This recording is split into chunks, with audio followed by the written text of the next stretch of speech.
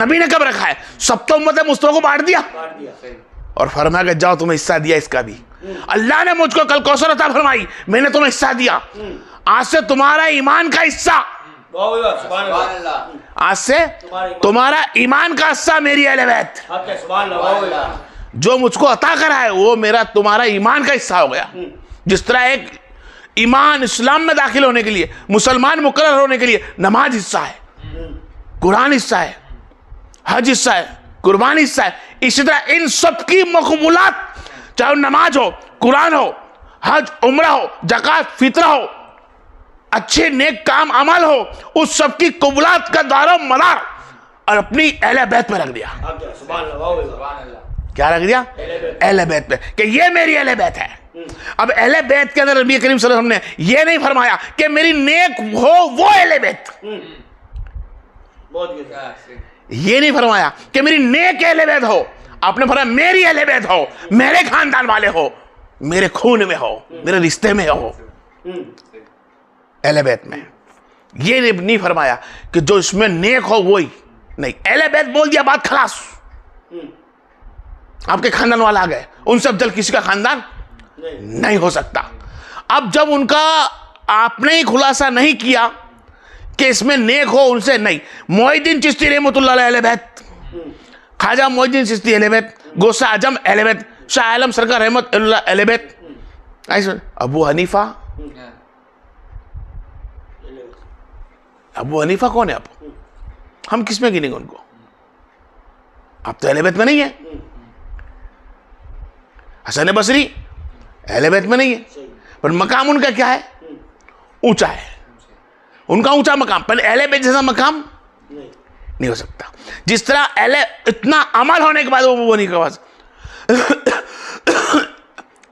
इमाम अली रज्जाक, ये अहले बैत रज्जाक। अब ये बोलते हैं रजा बरेली वाले, अहमद रजा खां, ये अहले बैत में नहीं। मकाम कहाँ? अल्लाह के वली दोस्तों में है ना। तो एक मकाम होना अलग हिस्सा है, वलियों का मकाम होना, औलिया वली होना, वो मकाम कुछ और है, और खानदान रसूल का मकाम कुछ और है।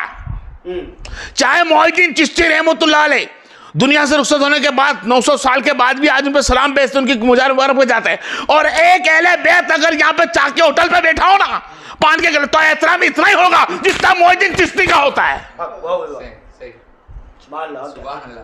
आ रही है आपके समझ में? आ रही है? तो हम मोइनुद्दीन चिश्ती को मानने तैयार, गौसे आजम को मानने तैयार, अहमद रजा को मानने तैयार, अबू हनीफा को मानने तैयार, इमाम अम्बल को मानने तैयार, बुजुर्गान दीन जो दुनिया से रुखसत हो चुके हैं उनको एहतराम करने तैयार। अरे जो अहले बैत नबी की दुनिया में घूम रही है वो बेशक गुनहगार हो सकती है, शक नहीं है इसमें, गुनहगार हो सकती है, लेकिन खून तो रसूल है।